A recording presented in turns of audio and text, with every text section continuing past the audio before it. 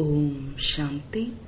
19/10/2025 அவ்யக்த பாப்தாதா திருப்புதல் தேதி 31/3/2007. நல்ல குழந்தையாகி தனது தோற்றத்தின் மூலம் தந்தையின் தோற்றத்தை வெளிப்படுத்துங்கள். உருவாக்கத்தின் கூடவே நிர்மலமான வார்த்தை, பணிவான நிலையில் சமநிலையுடன் இருங்கள். இன்று பாப்தாதா நாலாபுறங்களிலும் உள்ள குழந்தைகளின் பாக்கிய ரேகையை பார்த்து கொண்டு இருக்கிறார். அனைத்து குழந்தைகளின் நெற்றியிலும் ஜோதியை போன்று ரேகை ஜொலித்துக் கொண்டிருக்கிறது. கண்களில் ஆன்மீகம் என்ற பாக்கிய ரேகை தென்பட்டு கொண்டிருக்கிறது. வாயில் சிரேஷ்டமான வார்த்தை என்ற பாக்கிய ரேகை தென்பட்டு கொண்டிருக்கிறது. உதட்டில் ஆன்மீக புன்முறுவலை பார்த்து கொண்டிருக்கிறார். கைகளில் பரமாத்மாவின் அனைத்து பொக்கிஷங்களின் ரேகை தென்பட்டு கொண்டிருக்கிறது. நினைவின் ஒவ்வொரு அடியிலும் பல மடங்கு வருமானத்தின் ரேகையை பார்த்து கொண்டிருக்கிறார். ஒவ்வொருவரின் இதயத்தில் தந்தையின் அன்பில் மூழ்கி இருக்கும் ரேகையை பார்த்து கொண்டிருக்கிறார். இப்படிப்பட்ட சிரேஷ்டமான பாக்கியம் ஒவ்வொரு குழந்தையும் அனுபவம் செய்து கொண்டிருக்கிறீர்கள் தானே? ஏனென்றால் பாக்கியத்தின் இந்த ரேகைகள் சுயம் தந்தை ஒவ்வொருவரின் சிரேஷ்ட காரியம் என்ற பேனாவினால் எழுதியிருக்கிறார். இந்த சிரேஷ்ட பாக்கியம் அழிவற்றதாகும். இது இந்த பிறவிக்கு மட்டுமல்ல, ஆனால் அநேக பிறவிகளுக்கு அழிவற்ற பாக்கிய ரேகைகளாகும். தந்தை அழிவற்றவர் மற்றும் பாக்கிய ரேகைகளும் அழிவற்றதாகும். இந்த நேரத்தில் சிரேஷ்ட காரியத்தின் ஆதாரத்தில் அனைத்து ரேகைகளும் பிராப்தியாக கிடைக்கிறது. இந்த நேரத்திற்கான முயற்சி அநேக பிறவிகளின் பிராப்தியை உருவாக்கி விடுகிறது. அனைத்து குழந்தைகளுக்கும் எந்த பிராப்தி அநேக பிறவிகளுக்கு அடைய வேண்டுமோ அதை பாப்தாதா இந்த நேரத்தில் இந்த பிறவியின் முயற்சியை பார்க்க விரும்புகிறார். எதிர்காலத்திற்கு மட்டுமல்ல, இப்பொழுதே இந்த அனைத்து ரேகைகளும் எப்பொழுதும் அனுபவமாக வேண்டும். ஏனென்றால் இந்த போதை, இந்த தெய்வீக சன்ஸ்காரம் உங்களது புதிய உலகை உருவாக்கி கொண்டிருக்கிறது. எனவே சோதனை செய்யுங்கள். சோதனை செய்ய வருகிறது தானே, தனக்குத்தானே சோதனையாளராக ஆகுங்கள். அனைத்து பாக்கிய ரேகைகளும் இப்பொழுதே அனுபவமாகிறதா? இந்த பிராப்திகள் கடைசியில்தான் தென்படும் என்று நினைக்கவில்லை தானே? பிராப்தியும் இப்பொழுது இருக்கிறது, வெகுமதியும் இப்பொழுதே அனுபவம் செய்ய வேண்டும். எதிர்கால உலகின் சன்ஸ்காரத்தை இப்பொழுது நடைமுறை வாழ்க்கையில் அனுபவம் செய்ய வேண்டும். ஆக என்ன சோதனை செய்ய வேண்டும்? எதிர்கால உலகத்தின் சன்ஸ்காரத்தை புகழ் பாடுகிறீர்கள். எதிர்கால உலகில் ஒரு ராஜ்யம் இருக்கும். அந்த உலகம் நினைவு இருக்கிறது அல்லவா? எத்தனை முறை அந்த உலகில் ராஜ்யம் செய்திருக்கிறீர்கள்? நினைவிருக்கிறதா? அல்லது நினைவு படுத்தும் பொழுது நினைவிற்கு வருகிறதா? எப்படி இருந்தோம் என்ற நினைவு இருக்கிறது தானே? ஆனால் அதே சன்ஸ்காரம், இந்த போதை வாழ்க்கையில் வெளிப்படையான ரூபத்தில் இருக்கிறதா? எனவே சோதனை செய்யுங்கள். இப்பொழுது மனதில், புத்தியில், சம்பந்தம் தொடர்பில், வாழ்க்கையில் ஒரே ராஜ்யம் இருக்கிறதா? அல்லது சில நேரம் ஆத்மாவின் ராஜ்யத்தின் கூடவே மாயையின் ராஜ்யம் இல்லைதானே? எதிர்கால வெகுமதியில் ஒரே ஒரு ராஜ்யம்தான் இருக்கும், இரண்டு இருக்காது.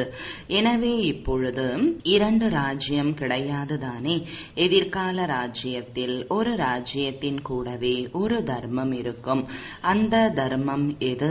முழுமையான தூய்மையை தாரணை செய்யும் தர்மம் ஆகும். எனவே இப்பொழுது சோதனை செய்யுங்கள்.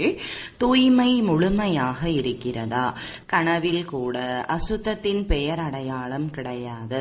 தூய்மை என்றால் சங்கல்பம், வார்த்தை, செயல் மற்றும் சம்பந்தம் தொடர்பில் ஒரே ஒரு தாரணை, சம்பூர்ண தூய்மை ஆகும். பிரம்மச்சாரியாக இருக்க வேண்டும். தன்னை சோதனை செய்ய வருகிறதா? யாருக்கு சுய சோதனை செய்ய வருகிறதோ அவர்கள் கைகளை உயர்த்துங்கள். வருகிறதா? அல்லது செய்கிறீர்களா? ஆசிரியர்களுக்கு வருகிறதா?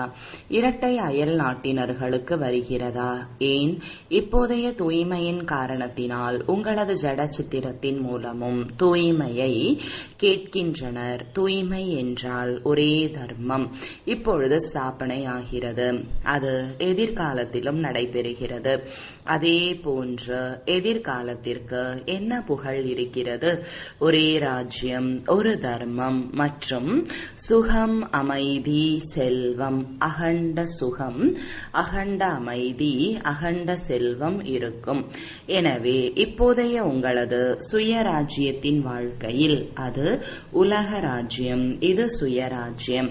சோதனை செய்யுங்கள். அழிவற்ற சுகம், பரமாத்ம சுகம், அழிவற்ற அனுபவம் ஆகிறதா? ஏதாவது சாதனம் அல்லது ஏதாவது தீர்வின் ஆதாரத்தில் சுகம் அனுபவம் ஆகவில்லையா? ஏதாவது காரணத்தினால் சில நேரம் துக்கத்தின் அலை அனுபவம் ஆகக்கூடாது. பெயர், மரியாதை, புகழின் ஆதாரத்தில் சுகத்தின் அனுபவம் ஏற்படவில்லை தானே? ஏன்? இந்த பெயர், புகழ், மரியாதை, சாதனம், தீர்வு இவை அழியக்கூடியவைகள், அல்ப காலத்திற்கானது. எனவே அழியக்கூடியவைகளின் ஆதாரத்தில் அழிவற்ற சுகம் கிடைக்காது. சோதனை செய்து கொண்டே செல்லுங்கள். இப்பொழுதே கேட்டுக்கொண்டே செல்லுங்கள் மற்றும் தனக்குள் சோதனை செய்து கொண்டே செல்லுங்கள். அப்பொழுதுதான் இப்போதைய சன்ஸ்காரத்திற்கும் எதிர்கால உலகின் வெகுமதிக்கும் எவ்வளவு வித்தியாசம் இருக்கிறது என்பது தெரிய வரும். நீங்கள் அனைவரும் பிறப்பு எடுத்ததும் பாப் தாதாவிடம் உறுதிமொழி செய்திருக்கிறீர்கள். உறுதிமொழி நினைவு இருக்கிறதா அல்லது மறந்து விட்டீர்களா? நாம் அனைவரும் தந்தைக்கு துணையாக இருந்து உலக நன்மை செய்பவராகி புதிய சுகம், அமைதி நிறைந்த உலகத்தை உருவாக்குவோம். நினைவிருக்கிறதா? தனது உறுதிமொழி நினைவிருக்கிறதா?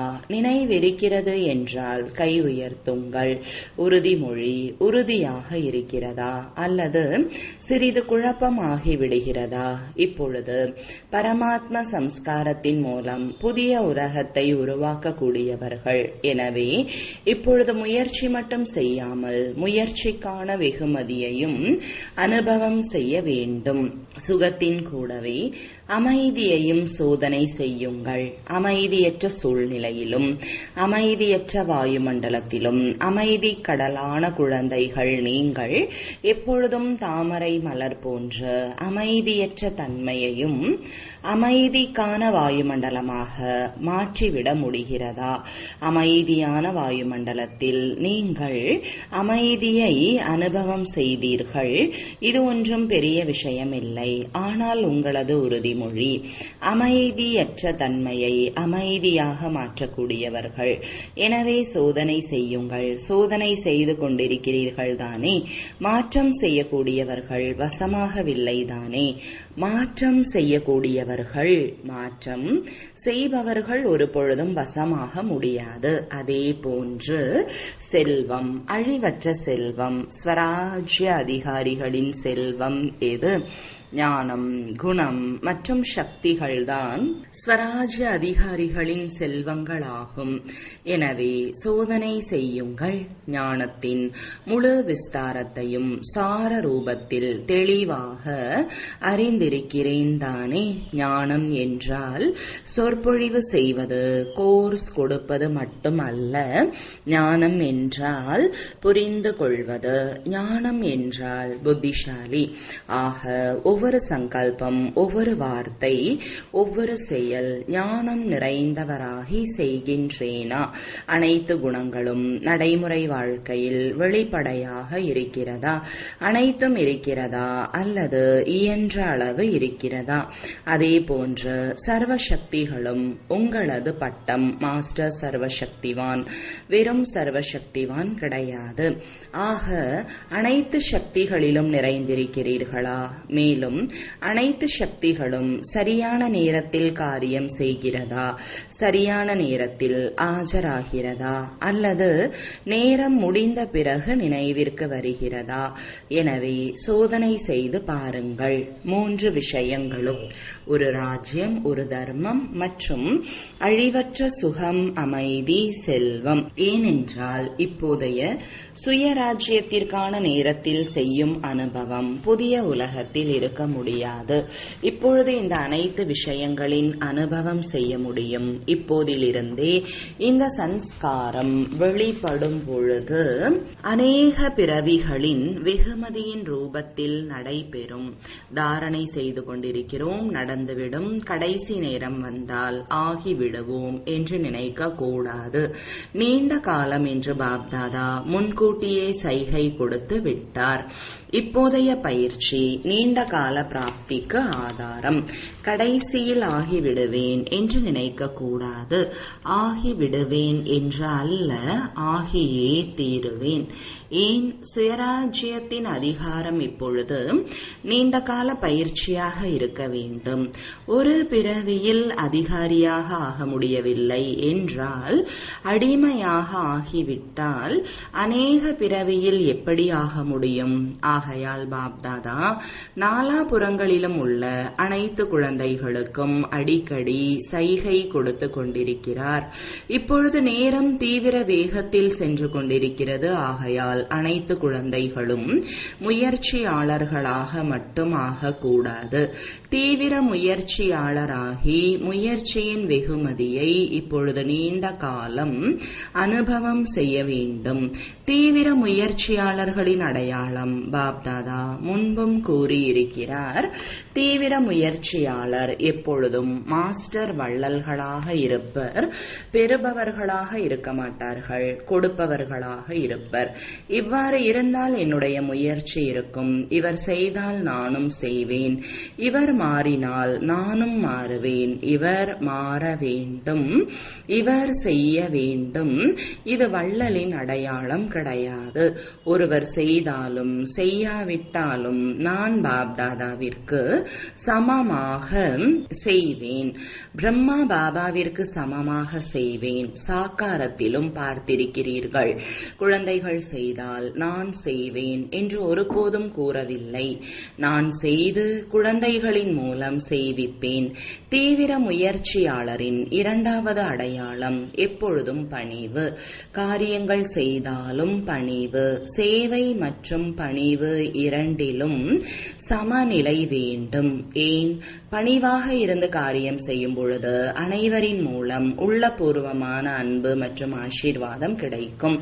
இன்றைய நாட்களில் சேவை கஷேத்திரத்தில் அனைவரும் ஆர்வம் உற்சாகத்துடன் நல்ல நல்ல திட்டங்களை உருவாக்கி கொண்டிருப்பதை பாப்தாதா பார்த்தார்.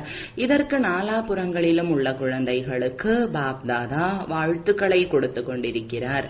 பாப்தாதாவிடம் சேவைக்கான நல்ல நல்ல திட்டங்கள் வந்திருக்கின்றன. சேவையின் காரியம் மிக நன்றாக இருக்கிறது.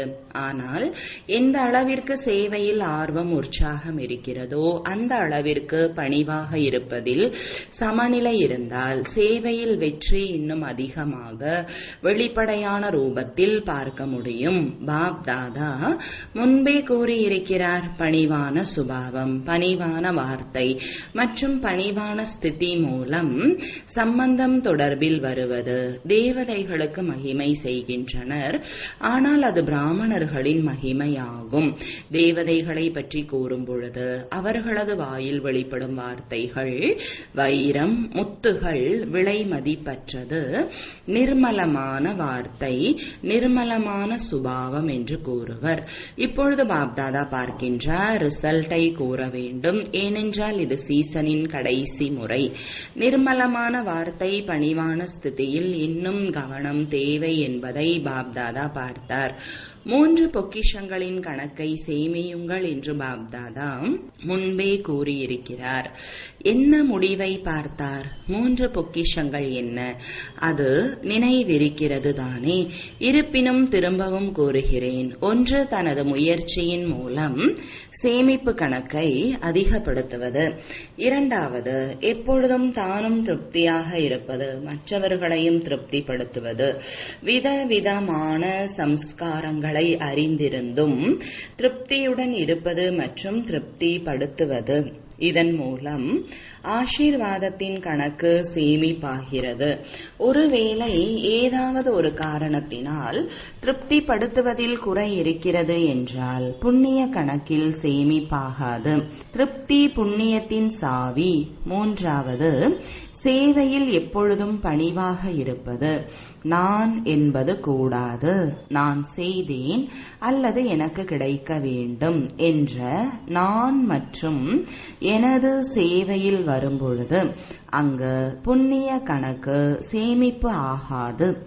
அனுபவம் நிறைந்தவர்களாக இருக்கிறீர்கள். ராயல் ரூபத்தின் எனது என்பது அதிகமாக இருக்கிறது. சாதாரண எனது என்ற பட்டியலை விட ராயல் ரூபத்தின் எனது என்பது அதிகமாக இருக்கிறது. ஆக எங்கு நான் மற்றும் எனது என்ற சுயநலம் வந்துவிடுகிறதோ, சுயநலமற்ற நிலை அல்ல, அங்கு புண்ணிய கணக்கு சேமிப்பு குறைந்து விடுகிறது. எனது என்பதன் பட்டியலை பிறகு கூறுகிறேன். மிக நீளமாக இருக்கிறது மற்றும் மிக சூக்ஷ்மமாக இருக்கிறது. அனைவரும் அவரவர்களுக்கு இயன்ற அளவு சேமிப்பு கணக்கை சேமித்துக் கொண்டிருப்பதை பாப்தாதா பார்த்தார். ஆனால் ஆசீர்வாதங்களின் கணக்கு மற்றும் புண்ணிய கணக்கு அதை இப்பொழுது நிறைத்துக் கொள்வது அவசியம். ஆகையால் 3 கணக்குகளையும் சேமிப்பதில் கவனம் வைக்க வேண்டும். இப்பொழுதும் விதவிதமான சுபாவங்கள் தென்படுகின்றன. அனைவரின் சம்ஸ்காரம் இப்பொழுது சம்பன்னமாகவில்லை. ஆனால் பிறரது பலவீனமான சுபாவம், பலவீனமான சம்ஸ்காரத்தின் பாதிப்பு தன்மீது ஏற்படக்கூடாது. நான் மாஸ்டர் சர்வசக்திவான். பலவீனமான சம்ஸ்காரம் சக்திசாலியானது அல்ல. மாஸ்டர் சர்வசக்திவான் மீது பலவீனமான சம்ஸ்காரத்தின் பாதிப்பு ஏற்படக்கூடாது. பாதுகாப்பான சாதனமாகிய பாப்தாதாவின் நினைவு என்ற குடைக்குள் இருங்கள். பாப்தாதாவுடன் இணைந்து இருங்கள். குடை நிழல் என்றால் ஸ்ரீமத்.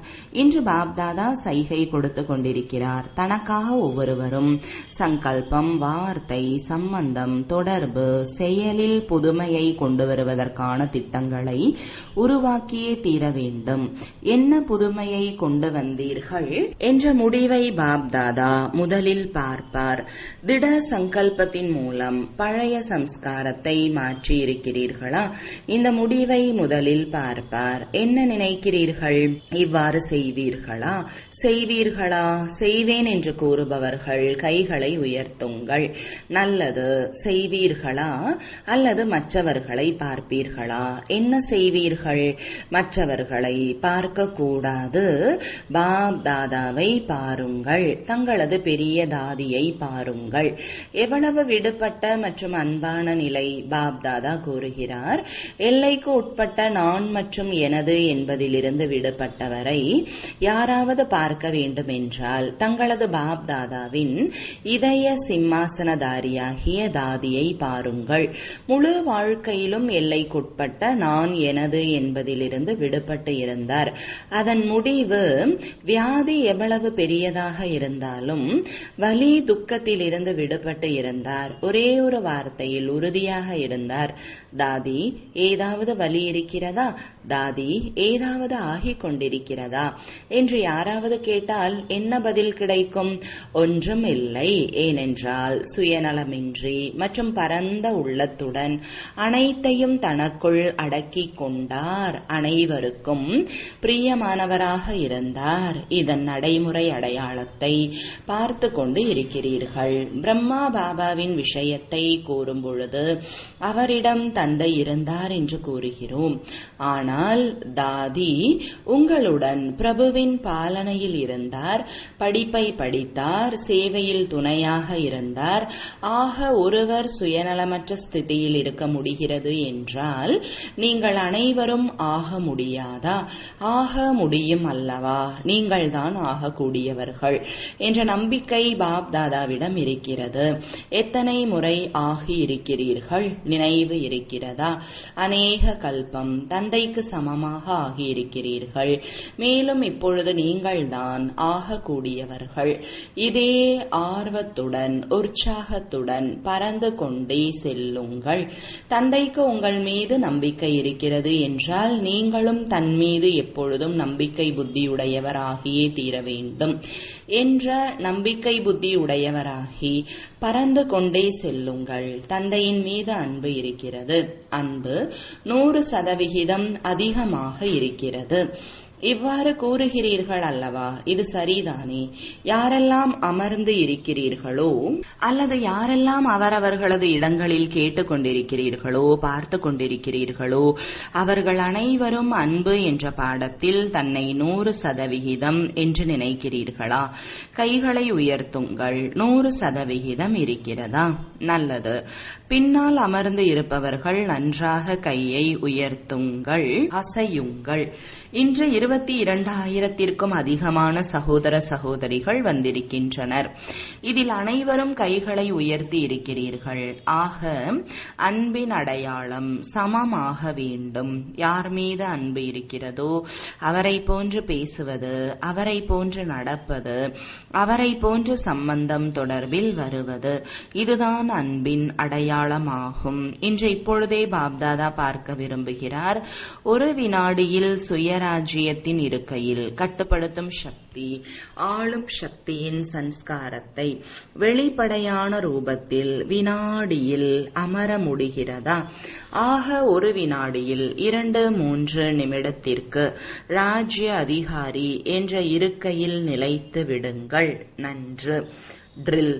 நாலாபுறங்களிலும் உள்ள குழந்தைகளின் அன்பு நினைவுகளின் கடிதம் கூடவே விஞ்ஞானத்தின் சாதனங்கள் என்னவெல்லாம் இருக்கிறதோ அதன் மூலம் அனுப்பிய அன்பு நினைவுகள் பாப்தாதாவிடம் வந்து சேர்ந்துவிட்டன. தனது உள்ளத்தில் இருக்கும் விஷயங்களையும் அதிக குழந்தைகள் எழுதுகிறார்கள். உரையாடலின் போதும் கூறுகிறார்கள். பாப்தாதா அந்த அனைத்து குழந்தைகளுக்கும் பதில் கூறுகிறார். உண்மையான உள்ளத்தில் எப்பொழுதும் இறைவன் குடியிருப்பார். பாப்தாதா உள்ளபூர்வமான ஆசீர்வாதம் மற்றும் உள்ளபூர்வமான அன்பு அந்த ஆத்மாக்களின் மீது விசேஷமாக இருக்கிறது. நாலாபுறங்களிலும் யாரெல்லாம் செய்தி அனுப்பி இருக்கிறார்களோ ஆர்வம் உற்சாகத்துடன் நல்ல நல்ல திட்டங்களை உருவாக்கி இருப்பவர்களுக்கு பாப்தாதா அதற்கான வாழ்த்துக்களை கொடுத்து கொண்டிருக்கிறார் மற்றும் வரதானங்களையும் கொடுத்து கொண்டிருக்கிறார். முன்னேறிக் கொண்டே செல்லுங்கள், முன்னேற்றிக் கொண்டே செல்லுங்கள். பாப்தாதாவின் நாலாபுறங்களிலும் உள்ள கோடியில் சிலர், சிலரிலும் சில சிரேஷ்ட பாக்யவான் குழந்தைகளுக்கு பாப்தாதாவின் விசேஷமான அன்பு நினைவுகள். அனைத்து குழந்தைகளின் தைரியம் மற்றும் ஆர்வம் உற்சாகத்திற்கான வாழ்த்துக்களையும் கொடுத்து கொண்டிருக்கிறார். மேலும் தீவிர முயற்சியாளர் ஆவதற்கான சமநிலையுடன் இருப்பதற்கு பல கோடி மடங்கு ஆசீர்வாதமும் கொடுத்து கொண்டு இருக்கிறார். அனைவரின் பாக்கிய நட்சத்திரம் எப்பொழுதும் ஜொலித்துக் கொண்டே இருக்க வேண்டும். மேலும் பிறரது பாக்கியத்தை உருவாக்கி கொண்டே இருக்க வேண்டும். இதற்கான ஆசீர்வாதமும் கொடுத்து கொண்டிருக்கிறார். நாலாபுறங்களிலும் உள்ள குழந்தைகள் அவரவர்களது இடங்களில் கேட்டுக்கொண்டும் இருக்கிறார்கள், பார்த்து கொண்டும் இருக்கிறார்கள். தாதாவும் தூரத்தில் அமர்ந்திருக்கும் அனைத்து குழந்தைகளையும் பார்த்து பார்த்து மகிழ்ச்சி அடைந்து கொண்டு இருக்கிறார்.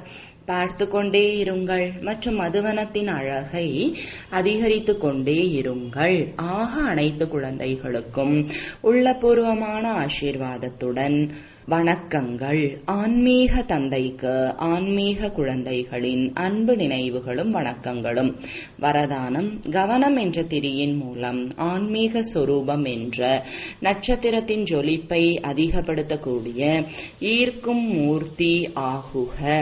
தந்தையின் மூலம், ஞானத்தின் மூலம் ஆன்மீக சொரூபம் என்ற நட்சத்திரம் ஜொலிக்க ஆரம்பித்து விட்டது என்றால் பிறகு அணைக்க முடியாது. ஆனால் ஜொலிப்பின் சதவிகிதத்தை குறைக்க அல்லது அதிகப்படுத்த முடியும். இந்த நட்சத்திரம் அனைவரையும் ஈர்க்க வேண்டுமென்றால் தினமும் அமிர்த வேளையில் கவனம் என்ற திரி இட வேண்டும். தீபத்தில் திரியிடும் பொழுது அது ஒரே மாதிரியாக எரிகிறது. அதே போன்று முழு கவனம் கொடுப்பது என்றால் தந்தையின் அனைத்து குணங்கள் அல்லது சக்திகளை தனக்குள் தாரணை செய்வது. இந்த கவனத்தின் மூலம் ஈர்க்கும் மூர்த்தியாக ஆகிவிடுவீர்கள். ஸ்லோகன்: எல்லையற்ற வைராகிய உள்ளுணர்வின் மூலம் சாதனை என்ற விதையை வெளிப்படுத்துங்கள். அவ்யக்த சமிஞ்சை தங்களுக்காகவும் அனைவருக்காகவும் மனதின் மூலமாக யோகத்தின் சக்திகளை பயன்படுத்துங்கள். யோக சக்தியை சேமிப்பதற்கு காரியம் மற்றும் யோகா இதன் சமநிலையை இன்னும் அதிகரியுங்கள். காரியம் செய்தாலும் நினைவின் சக்திசாலி நிலை இருக்க வேண்டும்.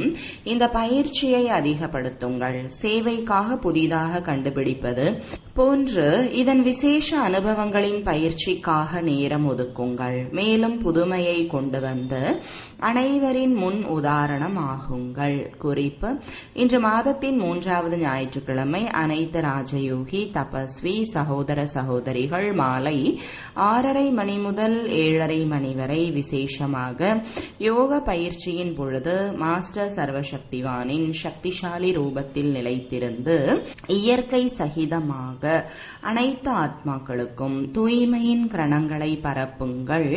சதோ பிரதானமாக்குவதற்கான சேவை செய்யுங்கள். ஓம் சாந்தி.